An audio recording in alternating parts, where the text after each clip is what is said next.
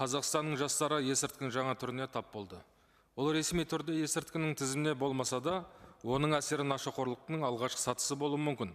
Азот тотығы медициналық процедураларда қолданылатын күшті заттардың тізіміне енгізілгеніне қарамастан, мейрамханаларда, барларда және түнгі клубтарда күлкі тудыратын шариктер деп аталып, танымал ойын-сауық құралына айналды. Медицина және наркология саласының мамандары азот тотығының адам ағзасына кері әсері бар екенін айтты.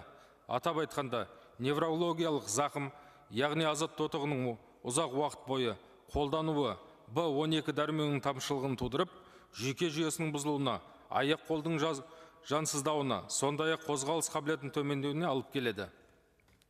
Оттегі жетіспеушілігі бұл зат жоғары дозада пайдаланған жағдайда тыныс алудың бұзылуына, естен тануға және өлімге дейін әкелуі мүмкін.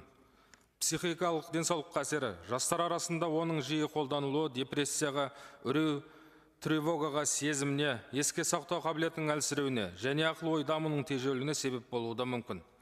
Жүрек-қан тамыр жүйесінің әсері азот тотының қолдану жүрек ырғағының бұзылуына, қан қысымының күрт өзгеруіне және жүрек ауруларына әкелуі ықтимал. Тәуелділік қаупі бұл зат есірткі секілді психологиялық тәуелділік тудырады және жастар арасында оның қолжетімділігі қауіпті деңгейге жетуде. Соңғы бір жылдың ішінде елімізде күлкі тудыратын шариктерден кейін есін жоғалтқан, ауыр жарақатқа алынған және жол көлігінің оқиғаларына түскен жастардың саны өсіп келеді.